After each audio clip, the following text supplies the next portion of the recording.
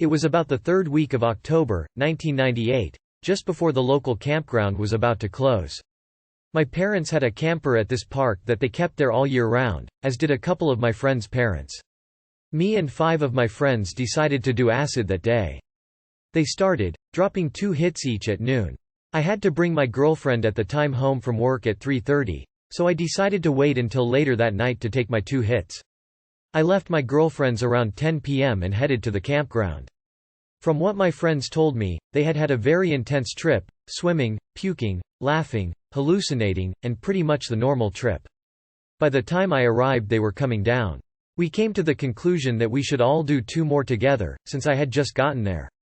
My friend Jay decided that he'd have to take 4 Bekwase. He had taken 2 earlier in the day and it wouldn't affect him if he only took 2, and the others all took between 3 and 4 more.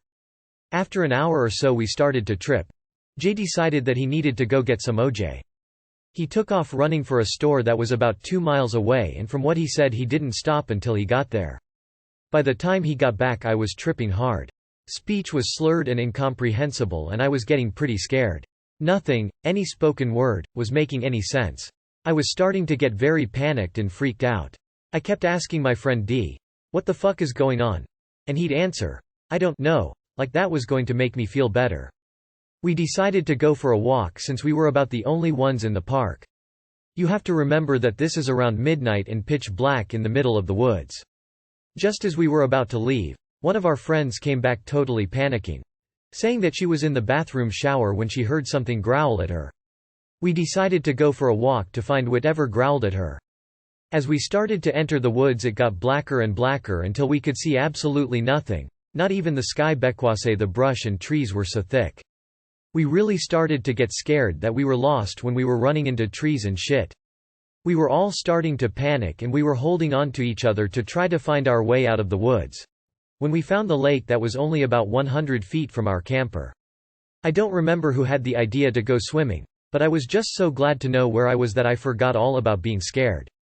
I decided that yeah, a swim might feel good, but you have to remember it was October in the Atlantic Ocean.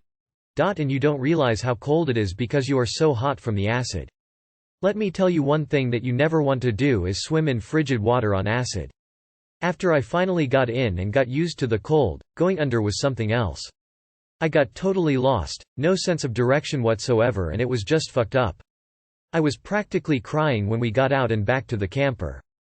All my clothes were wet, I was fucked up, didn't know how long this was going to last, and by then, it was 6 a.m. I had to go pick up my girl in 2 hours to bring her to work.